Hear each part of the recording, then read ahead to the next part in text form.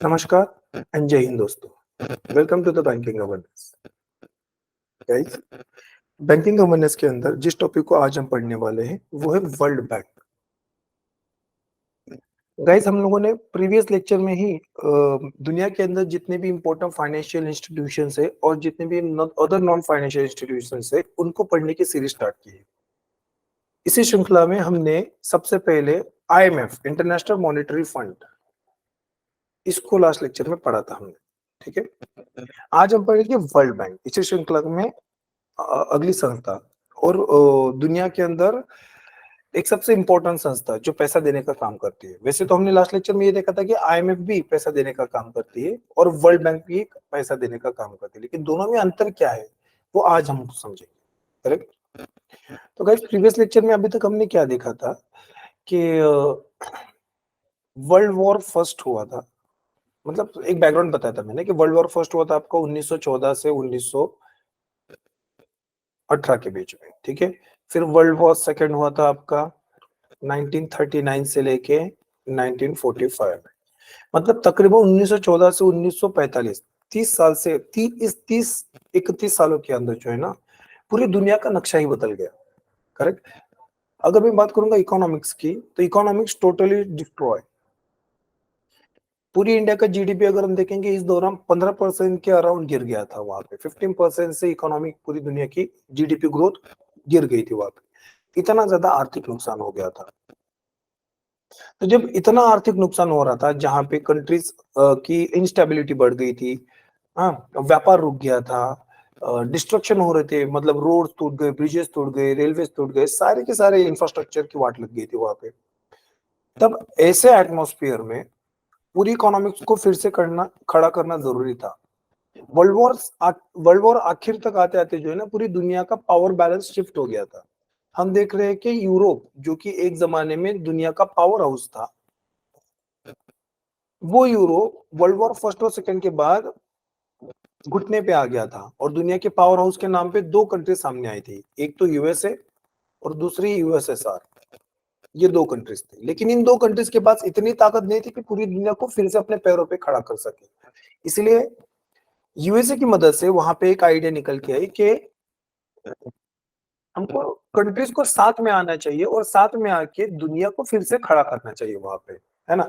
दुनिया के अंदर जो भी फॉलन इंफ्रास्ट्रक्चर है उसको फिर से खड़ा करना चाहिए। दुनिया के अंदर जो फॉलन इकोनॉमीज है उनको फिर से रिवाइव करना चाहिए। तो इसी उद्देश्य से 1944 में एक मीटिंग हुई थी, उसको हमने कहा था Brayton would conference. Brayton would conference. तो ब्रेटन वुड कॉन्फ्रेंस को बुलाया गया था। ये ब्रेटन वुड कॉन्फ्रेंस कहाँ पे थी? ब्रेटन वुड यूएसए में। 1944 में India was a party to that conference. और इस कॉन्फ्रेंस में इन सारे मुद्दों के ऊपर चर्चा की और इस कॉन्फ्रेंस के तीन नतीजे निकले। तीन में से एक था आईएमएफ इंटरनेशनल मॉनेटरी फंड, जिसको हमने प्रीवियस लेक्चर में देखा। फिर वर्ल्ड बैंक, ठीक है ना। उस समय में वर्ल्ड बैंक नहीं, आईबीआरडी स्टेब्लिश हुई थी। आईबीआरडी, इसी को आप वर्ल्ड बैंक कहते हो। तो आईबीआरडी स्टेब्लिश हुई थी, ये दूसरी संस्था। तीसरी संस्था थी आईटीओ, इंटरनेशनल ट्रेड ऑर्गेनाइजेशन। ये आईटीओ कभी एग्जिस्टिंग में आई नहीं। इसकी जगह पे हम देख रहे हैं कि गैट आ रही है और गैट के बाद डब्ल्यूटीओ आया। तो ये डब्ल्यूटीओ क्या है इसको हम बाद में देखेंगे। आज का हमारा मुद्दा है वर्ल्ड बैंक। तो जो ब्रेटन वुड कॉन्फ्रेंस में दूसरी सबसे इंपॉर्टेंट फाइनेंशियल इंस्टीट्यूशन जिसको स्टेब्लिश किया गया था वो थी आईबीआरडी, यानी कि वर्ल्ड बैंक। ठीक है। तो दुनिया के अंदर इकोनॉमी को फिर से रिवाइव करने के लिए वर्ल्ड बैंक का गठन हुआ था। अब ब्रेटन वुड कॉन्फ्रेंस की ये दो संस्थाएं, आईएमएफ और आईबीआरडी, जो दो की ट्विन सिस्टर की तरह काम कर रही है। एक ही प्रोसेस से इन दोनों का जन्म हुआ है। दोनों का काम फंडिंग करना है, पैसा देना है। तो दोनों में अंतर कहाँ पे? आईबीआरडी और आईएमएफ और वर्ल्ड बैंक के अंदर अंतर कहाँ पे आ रहा है? तो गाइस, अंतर इनके ऑब्जेक्टिव में है। अगर मैं आपको समझाऊं तो आईएमएफ जो होता है ना और वर्ल्ड बैंक, आईएमएफ जो होता है वो कंट्रीज की स्टेबिलिटी के लिए काम करता है। Stability, economic stability. और वर्ल्ड बैंक डेवलपमेंट के लिए काम करता है, ग्रोथ एंड डेवलपमेंट के लिए। ठीक है, पॉवर्टी रिड्यूस करने के लिए। करेक्ट, इसके लिए वर्ल्ड बैंक काम करता है। जब कोई भी कंट्री इकोनॉमिक इंस्टेबिलिटी से गुजर रही है, जैसे balance of payment crisis, countries के पास फॉरेक्स खत्म हो जाना, यही होता है। जब इस परिस्थिति से गुजर रहा है तब आईएमएफ आ गया कि मदद करेगी। जैसे इंडिया को मदद की थी 1991 में, है ना, उसके पहले भी बहुत बार की है मदद, लेकिन 1991 जहां पे हमने एलपीजी पॉलिसी को अडॉप्ट किया था, that was the turning point of Indian economic history. तो उस समय में आईएमएफ ने हमको मदद की थी, क्योंकि ये आईएमएफ का काम है to support stability, economic stability in a country. World bank का काम क्या है? To eliminate poverty by providing fund to the developmental project. जैसे मान लो इंडिया के अंदर सर्व शिक्षा अभियान, देन स्किल इंडिया, है ना, ये क्या है? ये डेवलपमेंटल प्रोजेक्ट्स है ना। अब ये डेवलपमेंटल प्रोजेक्ट के अंदर जो भी पैसा चाहिए उस पैसे को हम वर्ल्ड बैंक से मांग सकते हैं, कर्जा ले सकते हैं वर्ल्ड बैंक से। तो वर्ल्ड बैंक ऐसे प्रोजेक्ट्स को सपोर्ट करेगा पॉवर्टी एलिमिनेट करने के लिए।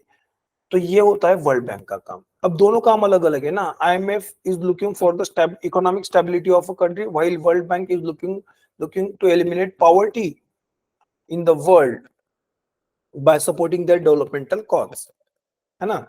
आईएमएफ का काम, वर्ल्ड बैंक का काम भी है कि 2030 तक दुनिया के 40% जो सबसे गरीब लोग हैं ना हर कंट्री के अंदर, उनको गरीबी से बाहर निकालना। दुनिया के जो 40% सबसे पुअर लोग हैं उनको गरीबी से बाहर निकालना। हर कंट्री के 40% लोग जो सबसे गरीब है उनको गरीबी से बाहर निकालना, ये वर्ल्ड बैंक का टारगेट है 2030 का। तो दे आर टारगेटिंग पॉवर्टी। इस तरीके से वर्ल्ड बैंक और आईएमएफ भले ही दोनों एक ही प्रोसेस से जन्मे हो, दोनों का एडमिनिस्ट्रेशन लगभग एक जैसा है, दोनों फंडिंग करने का काम कर रहे हैं, बट दोनों में ऑब्जेक्टिवली फंडामेंटल डिफरेंस है। IMF is working to stabilize economic crisis. World Bank is funding to eliminate poverty by supporting their developmental project. ये इस तरीके से दोनों के बीच में डिफरेंस जनरेट होते हैं, करेक्ट। तो ये वर्ल्ड बैंक और आईएमएफ के बीच का बेसिक डिफरेंस है। तो वर्ल्ड बैंक एक ग्रुप है जिसको हम कहेंगे वर्ल्ड बैंक ग्रुप। इसके अंदर 5 संस्थाएं, वो 5 संस्थाएं कौन सी नीचे आके हम पढ़ेंगे, ठीक है। वर्ल्ड बैंक का हेडक्वार्टर कहां पे आता है गाइस? तो अगेन वॉशिंगटन डीसी के अंदर वर्ल्ड बैंक का हेडक्वार्टर आता है। वर्ल्ड बैंक के अंदर टोटल मेंबर्स कितने हैं? तो there are total 189 members into the world bank. और किसी भी कंट्री को वर्ल्ड बैंक का अगर मेंबर बनना है तो पहले उनको आईएमएफ का मेंबर बनना पड़ेगा। ये भी मैंने प्रीवियस लेक्चर में बताया था। तो पहले आएगा आईएमएफ, फिर आएगा वर्ल्ड बैंक, इस तरीके से मेंबरशिप होगी। तो first IMF, second world bank. World bank के अंदर जो 5 संस्था है उसमें से सबसे पहली संस्था थी आईबीआरडी। इसकी एस्टेब्लिशमेंट हुई थी 1944 में, वहां पे आईबीआरडी की एस्टेब्लिशमेंट, करेक्ट। अभी के लिए चेयरमैन कौन है वर्ल्ड बैंक के? वर्ल्ड बैंक ग्रुप के अंदर जो चेयरमैन है वो कौन है? उनका नाम है अजय बंगा।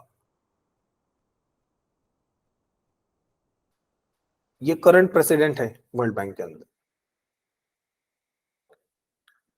This person is president into the world bank. तो ये जो अजय बंगा है ये पहले ऐसे इंडियन ओरिजिन के यूएसए सिटीजन जो वर्ल्ड बैंक के अंदर प्रेसिडेंट बने। इंटरेस्टिंग बात ये है कि वर्ल्ड बैंक के अंदर सारे प्रेसिडेंट कहां से आ रहे हैं? यूएसए से। ये मतलब अनरिटन रूल है वहां पे वर्ल्ड बैंक और आईएमएफ के अंदर कि वर्ल्ड बैंक के जो भी प्रेसिडेंट होंगे वो कहां से आएंगे? वो आएंगे यूएसए से। आईएमएफ के जो भी प्रेसिडेंट है वो कहां से आएंगे? वो आएंगे आपके ब्रिटेन से, सॉरी ब्रिटेन बोल रहा हूं, यूरोप से। तो अभी के लिए वर्ल्ड बैंक के प्रेसिडेंट कौन है? अजय बंगा, जो कि एक यूएस सिटीजन है लेकिन ये भारतीय मूल के अमेरिकी नागरिक है। तो इस तरीके से वर्ल्ड बैंक का ये बेसिक डेटा है। एग्जामिनेशन में इससे रिलेटेड बेसिक सवाल पूछे जा सकते हैं आपके, ठीक है। वर्ल्ड बैंक के ऑब्जेक्टिव क्या है? What are the different objectives of world bank? तो वर्ल्ड बैंक का सबसे पहला और इंपॉर्टेंट ऑब्जेक्टिव क्या है guys? To eliminate poverty, to eliminate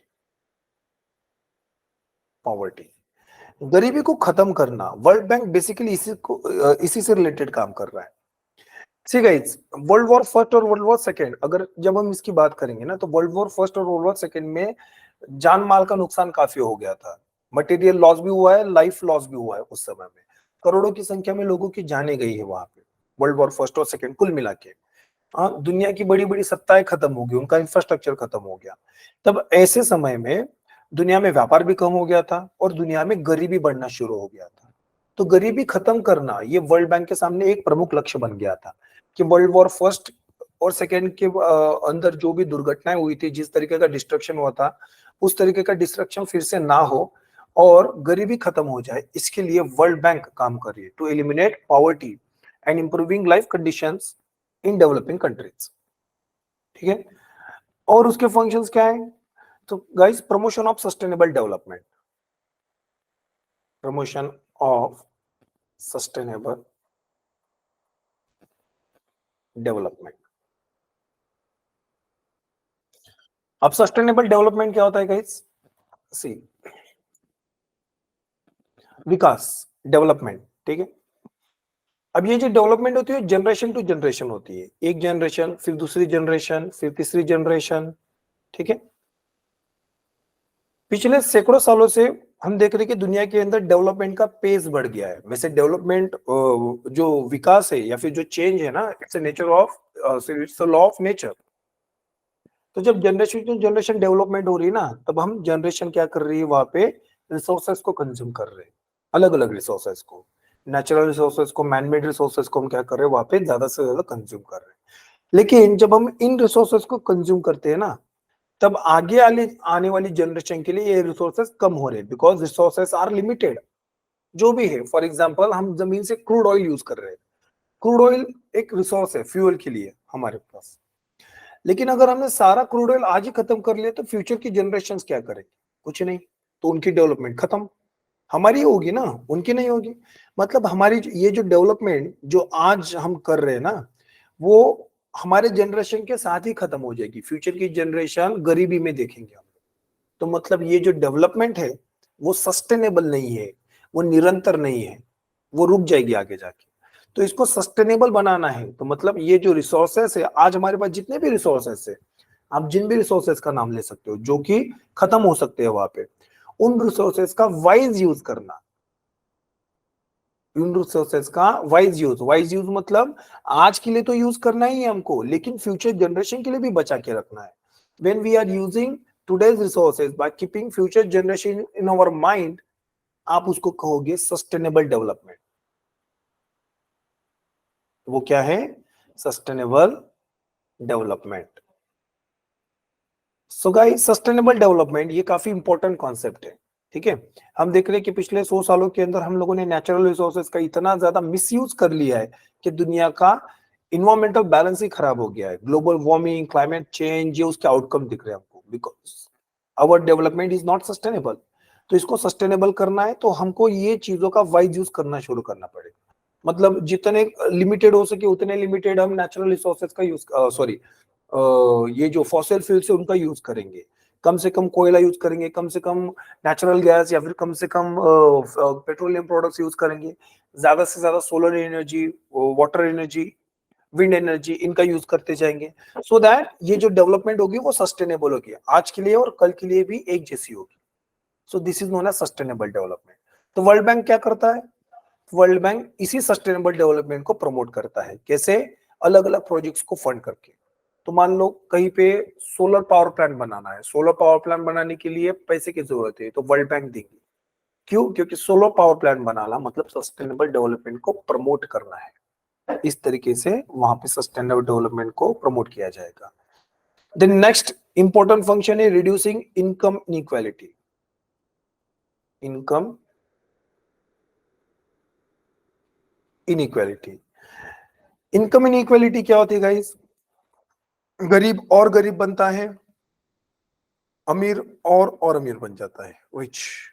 तो ये रिच और पुअर के बीच का जो गैप है ना, यही होता है आपका इनकम इनइक्वालिटी। ये मान लो ये पुअर है और ये रिच है, तो रिच और पुअर के बीच में ये जो गैप है ना, ये है आपका इनकम इनइक्वालिटी। अब ये इनकम इनइक्वालिटी जो है ना, ये सोसाइटी के अंदर शांति स्टैब्लिश नहीं होने देता है। ये सोसाइटी के अंदर एक तरीके से टेंशन जनरेट करता है।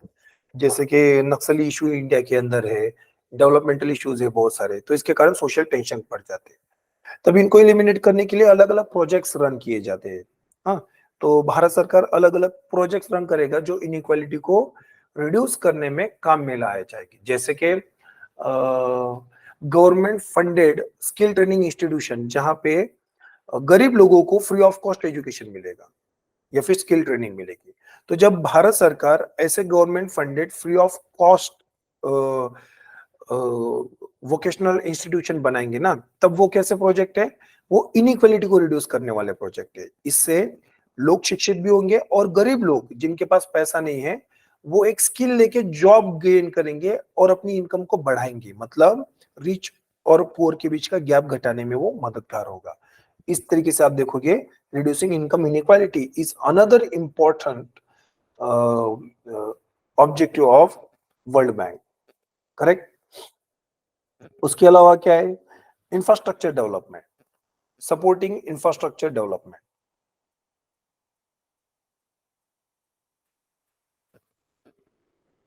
वर्ल्ड बैंक का और एक ऑब्जेक्टिव क्या है, दुनिया के अंदर इंफ्रास्ट्रक्चर को डेवलप करना, क्योंकि वर्ल्ड वॉर सेकेंड के बाद जो सबसे बुरा दौर देखा है हमने, तो वो इंफ्रास्ट्रक्चर के अंदर देखा है। दुनिया के अंदर इंफ्रास्ट्रक्चर चरमरा गया था, सप्लाई चेन लगभग खत्म हो गई थी उस समय में।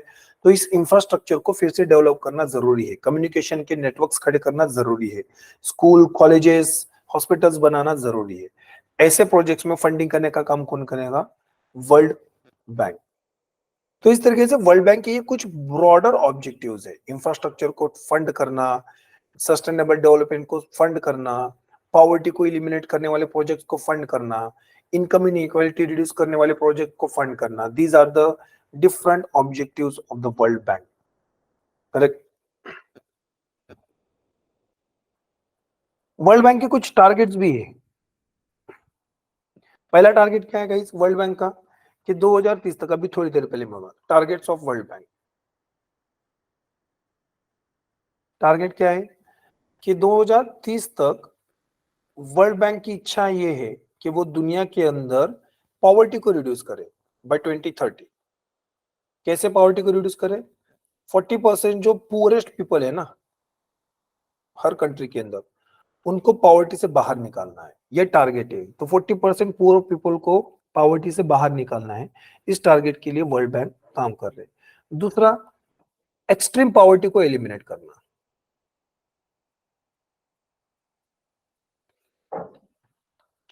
एक्सट्रीम पॉवर्टी को एलिमिनेट करना। एक्सट्रीम पॉवर्टी मतलब क्या, कि according to the world bank definition, ऐसा कोई भी पर्सन जो $1.9 पर डे इससे कम कमा रहा है, मतलब any person who is living on $1.9 पर days income is extremely poor. तो इस एक्सट्रीम पॉवर्टी को खत्म करना, लगभग दुनिया की 3% पॉपुलेशन ऐसी कि जो इस तरीके से जिंदगी जी रहे हो, मतलब वहां पे उनकी इतनी कम इनकम है। सो दैट्स हाउ इस पॉवर्टी को खत्म करना, एक्सट्रीम पॉवर्टी को, अंडरस्टूड। तो decreasing number of people living on less than $1.90 a day. तो इस तरीके से ये दो शॉर्ट टर्म के अभी वर्ल्ड बैंक के सामने टारगेट्स है। एक तो 40% गरीबों को गरीबी से बाहर निकालना, दूसरा जो एक्सट्रीम पॉवर्टी है, मतलब जहां पे पर्सन $1.9 अ डे इससे कम की इनकम में जिंदा रह रहे, उनको गरीबी से बाहर निकालना है। तो with this objectives, with this two major goal, world bank काम कर रहा है, ठीक है। अब गाइस वर्ल्ड बैंक की अगर हम बात करेंगे तो वर्ल्ड बैंक एक ग्रुप है, उस ग्रुप के अंदर 5 अलग अलग संस्था है। पहली संस्था IBRD, international bank for reconstruction and development. IBRD की शुरुआत हुई थी 1945 में, 1944 ब्रेटन वुड कॉन्फ्रेंस हुई थी, उसके बाद 1945 में उसकी शुरुआत हो गई थी। दूसरी संस्था है इसके अंदर आईडीए, ठीक है, इंटरनेशनल डेवलपमेंट एजेंसी, इसकी शुरुआत हुई थी 1960 में। तीसरी संस्था इसके अंदर आईएफसी, इंटरनेशनल फाइनेंस कॉर्पोरेशन, इसकी शुरुआत हुई थी 1956 में। चौथी संस्था इसके अंदर मिगा, MIGA, मिगा की शुरुआत हुई थी 1988 में। और पांचवी संस्था है ICSID, international centre for settlement of investment dispute, इसकी शुरुआत हुई थी 1966 में। कुल मिला के ये 5 संस्थाओं को मिला के आप क्या कहोगे, वर्ल्ड बैंक। लेकिन टू बी स्पेसिफिक, IBRD और IDA, ये 2 संस्थाओं को मिलकर हम क्या कहेंगे, world bank, to be specific, ठीक है। जनरली वर्ल्ड बैंक ग्रुप के अंदर ये 5 संस्थाएं आएगी आपकी। इन 5 में से ये 3 जो संस्था है ना, यही फंडिंग करने का काम करते, कर्जा देने का काम ये 3 संस्थाएं करेंगी। फंडिंग किसको करेंगे? अलग अलग लोगों को। और इनमें से ये जो 2 संस्था ये इन्वेस्टमेंट को सपोर्ट करते हैं, दे सपोर्ट इन्वेस्टमेंट। तो इन्वेस्टमेंट को प्रोटेक्ट करना, डिस्प्यूट रिजोल्यूशन प्रोवाइड करना, ये इसका काम है, करेक्ट। इन 5 में से ये जो 3 संस्था है, आईबीआरडी, आईडी और आईएफसी, इन तीनों का इंडिया क्या है? Founding member.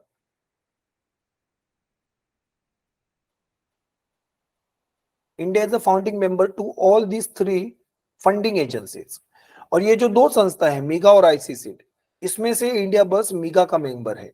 India is not member of ICSID, not member of ICSID. इसके कारण भी है, ये कारण हम आगे आने वाले स्लाइड्स में डिस्कस करेंगे। ओके, तो चलो एक एक करके इन 5 संस्थाओं के बारे में थोड़ा सा डिटेल में पढ़ते हैं।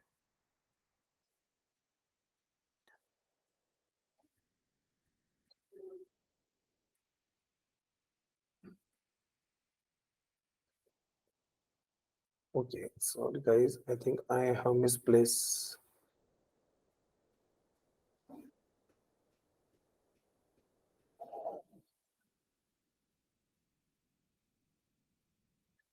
Okay.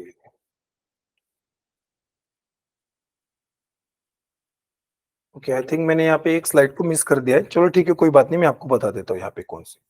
तो फर्स्ट हमारी जो संस्था है वो आईबीआरडी, इंटरनेशनल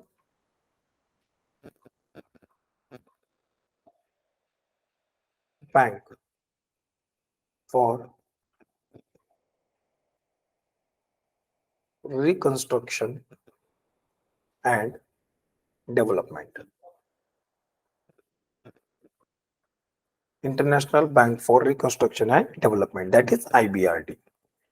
जब ब्रेटन वुड कॉन्फ्रेंस हुई थी तो जो सबसे पहली संस्था वर्ल्ड बैंक के नाम से इस्टेब्लिश हुई थी वो थी आपकी आईबीआरडी। ठीक है, ये दुनिया के कुछ सबसे बड़े डेवलपमेंट बैंक की में गिनी जाती है, मतलब it is the one of the largest development bank. ठीक है, इसका काम क्या है? फंडिंग करना। फंडिंग किसको करना? तो मिडिल इनकम कंट्रीज को।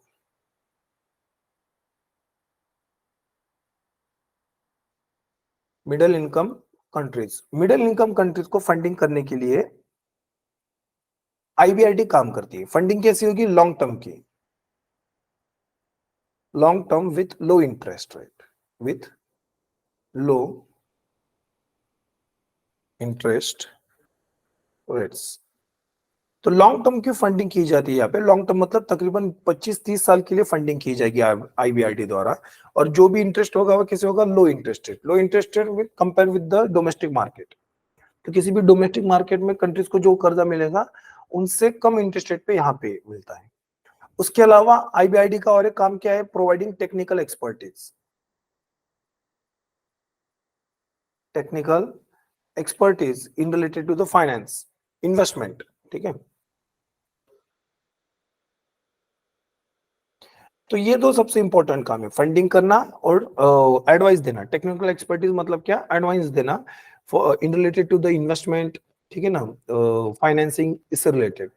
तो ये होता है आपका world bank, IBRD, international bank for reconstruction and development. India इसका मेंबर है क्या? यस, 1944 में ही इंडिया ने ब्रिटेन वुड कॉन्फ्रेंस की आईबीआरडी को सैंक्शन कर दिया था। तो India is the founding member. India क्या इसका फाउंडिंग मेंबर है।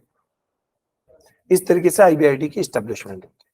ठीक है, आईबीआरडी के बाद जो दूसरी सबसे इंपॉर्टेंट संस्था है वो है IDA, international development association, IDA. ठीक है, so international development association stands out from other World Bank institution due to its provision of loan and grant to the poor countries at extremely low interest rate, often close to zero.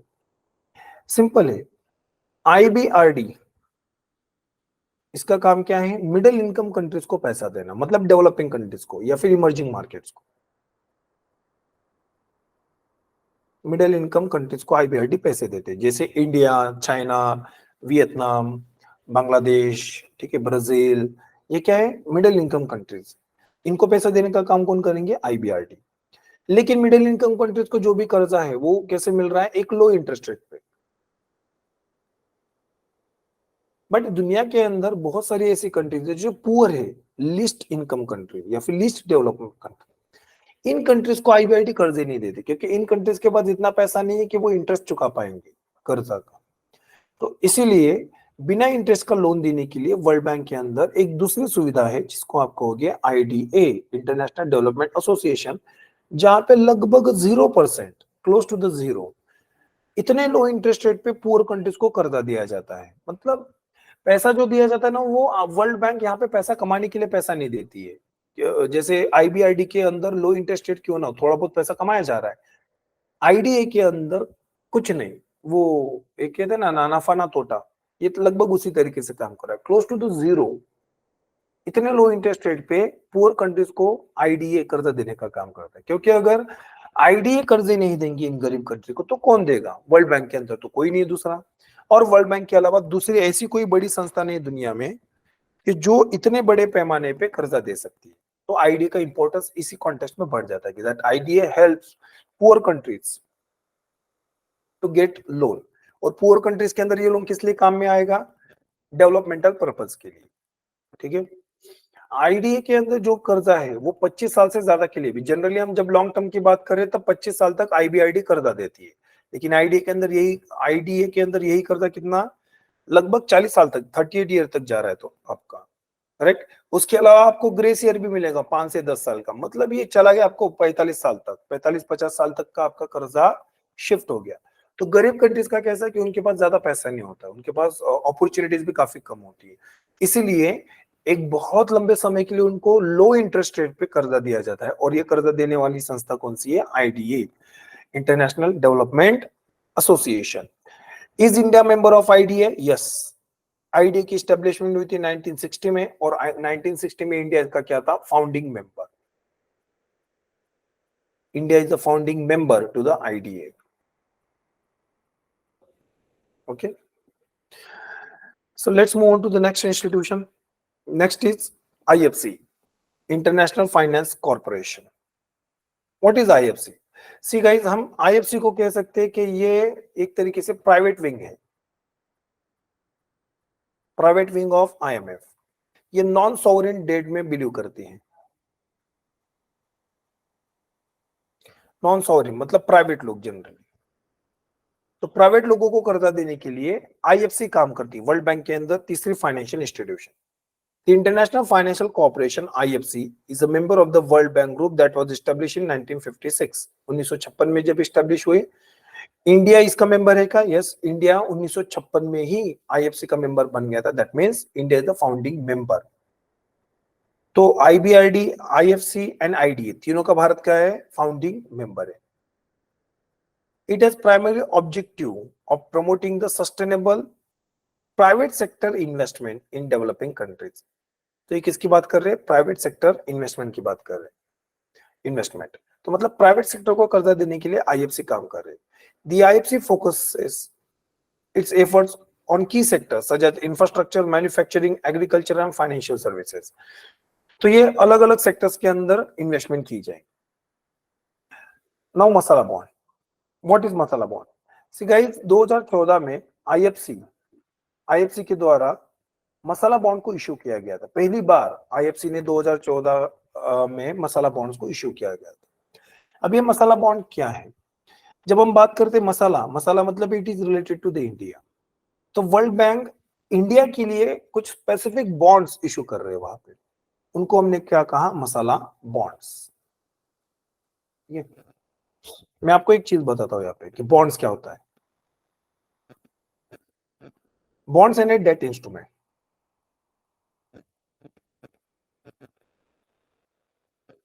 Date यानी कर्जा, instrument यानी औजार। तो bond क्या है? कर्जा लेने का एक औजार है, एक हथियार है। एक ऐसा पेपर होगा, जैसे मान लो आपने देखा होगा कभी ना कभी स्टैम्प पेपर होता है ना, लगभग उसी तरीके से एक पेपर होगा। उस पेपर के अंदर कुछ इंफॉर्मेशन होगी, जैसे कर्जा लेने वाले का नाम, कर्जा देने वाले का नाम, कितने रुपए का कर्जा लिया है वो, कितने समय के लिए कर्जा लिया गया है वो, और कितने इंटरेस्ट पे कर्जा दिया गया है वो। ऐसी सारी इंफॉर्मेशन एक पेज के ऊपर लिखी होगी, उसको आप कहोगे बॉन्ड। ठीक है, अब यहाँ पे बॉन्ड के बायर और सेलर हो गए। ठीक है, मान लो ये मैं हूं, तो आई एम द सेलर, और ये आप हो, तो यू आर द बायर। तब मैं आपको बॉन्ड सेल करूंगा, बदले में आपसे क्या लूंगा, पैसे। जब मैं आपसे पैसे ले रहा हूं ना, तो वो क्या ले रहा हूं मैं, कर्जा। मान लो बॉन्ड की कीमत होगी 10 लाख रुपए और 10% इंटरेस्ट रेट होगा। तो अब आप मुझे 10 लाख रुपए दे रहे हो और आप मुझसे कितना, 10% वहां से इंटरेस्ट रिसीव कर रहे हो। करेक्ट, इस तरीके से बॉन्ड के ट्रांजैक्शन होगी। तो ये आपके बॉन्ड, तो bond are the debt instruments. ठीक है, now what are masala bond. तो ये इंडिया स्पेसिफिक बॉन्ड्स है, इनको फॉरेन मार्केट में ही बेचा जाता है, only foreign market. This masala bond are sold in foreign market only. अब इनको फॉरेन मार्केट में बेचने से क्या मतलब है, क्योंकि ये जो बॉन्ड्स होते हैं ना, ये रुपी डिनोमिनेटेड बॉन्ड है, रुपी डिनोमिनेटेड बॉन्ड्स। बॉन्ड्स, अब देखो, मान लो ये सेलर मतलब मैं और ये बायर मतलब आप, हम दोनों एक ही देश के नागरिक है, इंडिया के नागरिक है। तो जब मुझे कर्जा चाहिए आपसे, तो मैं आपको बॉन्ड बेचूंगा, बदले में आप मुझे पैसे दोगे। जब पैसे दोगे तो वो रुपीज में दोगे ना, because we both live in India. और आप जब मुझसे ये डोमेस्टिक बॉन्ड खरीद रहे हो, तब उसकी जो प्राइस होगी वो 10 लाख रुपए होगी, तो रुपया में है, तो ये कैसा, रुपी डिनोमिनेटेड बॉन्ड। ठीक है, लेकिन जब इसी बॉन्ड को फॉरेन मार्केट में बेचा जाएगा ना, तब उसको कहेंगे मसाला बॉन्ड। क्यों, क्योंकि ये फॉरेन मार्केट के लिए बने हैं, लेकिन इसके अंदर जो भी पैसा अर्जित किया जाएगा, जो भी पैसा, जो भी कर्जा लिया जाएगा ना, वो सारा रुपया में होगा। तो मान लो ये जो अब सेलर है, ये आप नहीं है, सॉरी ये बायर है, ये आप नहीं है, ये इलॉन मस्क है। इलॉन मस्क तो यूएसए के अंदर रहते हैं। तो जब मसाला बॉन्ड इशू किए जाएंगे ना, तब वो फॉरेन मार्केट में इशू किए जाएंगे। तो मान लो कि मैंने भारत से यूएसए के अंदर इनको इशू किया, तो इनको फॉरेन मार्केट में इशू किया, यूएसए के अंदर इशू किया गया। अब इलॉन मस्क जब इन बॉन्ड को खरीदेंगे, तब वो बॉन्ड प्राइस देंगे। तो बॉन्ड प्राइस कितने, हमारे पास 10 लाख रुपए, तो ये रुपए में है। इलॉन मस्क के पास क्या है, डॉलर्स। तब इलॉन मस्क क्या करेंगे, डॉलर को रुपये में कन्वर्ट करेंगे एक्सचेंज सेंटर जाके, और वो रुपया लेके यहाँ पे 10 लाख रुपए इन्वेस्ट करेंगे। तब मुझे 10 लाख रुपए मिल जाएंगे, और ये बॉन्ड किनको बेचे जाएंगे, इलॉन मस्क को बेचे जाएंगे। तो इस तरीके से जब फॉरेन मार्केट में रुपी डिनोमिनेटेड बॉन्ड्स को बेचा जाएगा, तो उन बॉन्ड्स को आप कहोगे मसाला बॉन्ड्स। इस तरीके के मसाला बॉन्ड सबसे पहली बार वर्ल्ड बैंक के द्वारा, मतलब आईएफसी के द्वारा 2014 में इशू किए गए थे। तो masala bond are the debt instruments, they are used to raise money in local currency, मतलब रुपया, फ्रॉम फॉरेन इन्वेस्टर्स। तो फॉरेन मार्केट में इसको बेचेंगे। They are issued outside India by an Indian entity और कॉर्पोरेट। तो इंडिया के बाहर इनको इशू किया जाएगा। They are also use by Indian corporate to raise fund from foreign investor. तो इनको इंडियन कॉर्पोरेट, इंडियन बिजनेसमैन भी यूज कर सकते हैं, अगर उनको फॉरेन मार्केट से रुपया में कर्जा चाहिए तो। इनफैक्ट इसके अलावा इसके और इंटरेस्टिंग यूज है। अभी रिसेंटली क्या किया था कि आरबीआई ने एक नोटिस इशू किया था, नोटिस नहीं था, मैं सजेशन पेपर बोल सकता हूँ, एक सजेशन पेपर इशू किया था। उस सजेशन पेपर के अंदर आरबीआई जो है ना, एक प्रमुख मुद्दे के ऊपर चर्चा कर रहे हैं। मुद्दा ये था, इंटरनेशनलाइजेशन ऑफ इंडियन रुपी।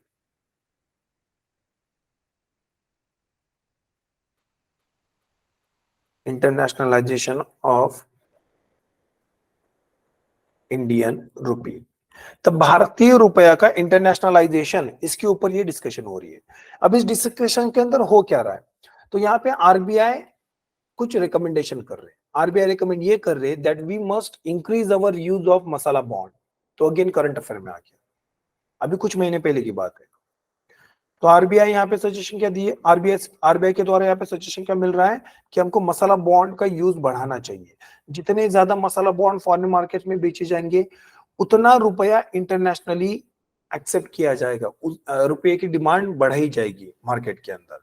तो इसके बाद क्या होगा, इंडियन रुपी इंटरनेशनलाइज हो जाएगा। इंटरनेशनलाइज होना मतलब क्या है कि इंटरनेशनल मार्केट में उस करेंसी से ट्रांजैक्शन बढ़ाना, उस करेंसी की डिमांड बढ़ाना।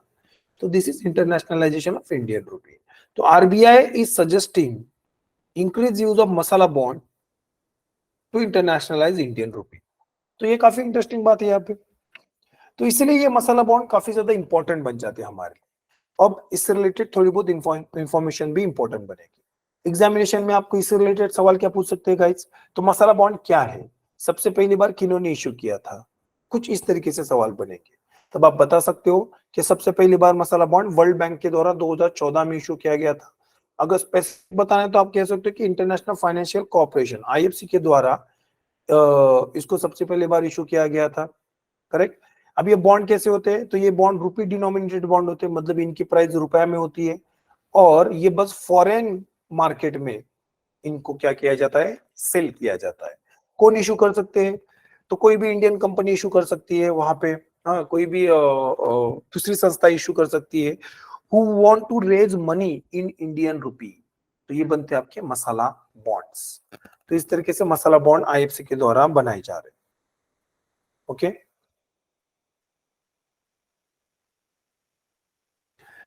सो बढ़ते आगे। मीगा, multilateral investment guarantee agency, मीगा guarantee agency. मीगा की शुरुआत कब हुई थी? तो गाइस मीगा की शुरुआत हुई थी आपकी 1988 में, लेकिन मीगा का मेंबर भारत कब बना? 1994 में, लगभग 6 साल बाद। तो India become a member of MIGA in 1994। That means India is not a founding member of MIGA. India MIGA का फाउंडिंग मेंबर नहीं है। ठीक है। तो मीगा करता क्या है, मीगा का काम क्या है? तो ये एक इन्वेस्टमेंट गारंटी एजेंसी है। ठीक है, मतलब ये क्या कर रही है? ये गारंटी प्रोवाइड कर रही है एजेंसी। गारंटी प्रोवाइड करना मतलब क्या? गारंटी प्रोवाइड करना मतलब एक तरीके से रिस्क कवरेज प्रोवाइड करना है। ठीक है, और किसको रिस्क कवरेज प्रोवाइड किया जा रहा है? इन्वेस्टमेंट्स को, है ना। कि मान लो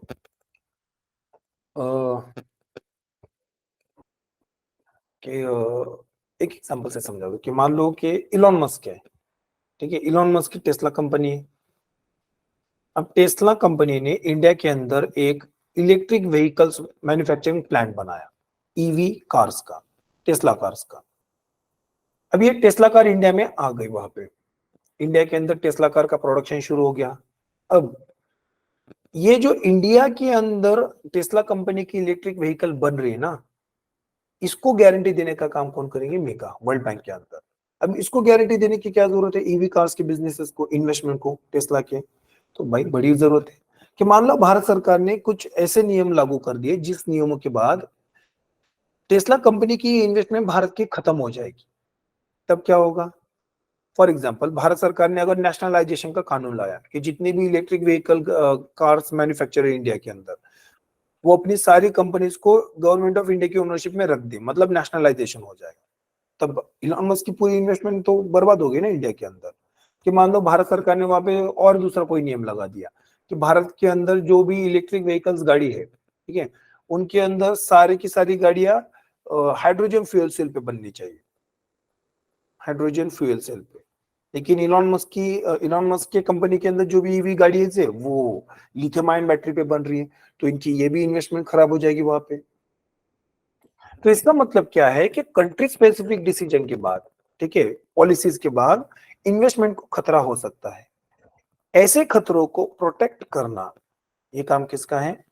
इन्वेस्टमेंट गारंटी एजेंसी का, मल्टीलेटरल इन्वेस्टमेंट गारंटी, मीगा इसका काम। तो मीगा क्या करेंगे? यहाँ पे इन्वेस्टमेंट को गारंटी प्रोवाइड करेंगे वहां पे।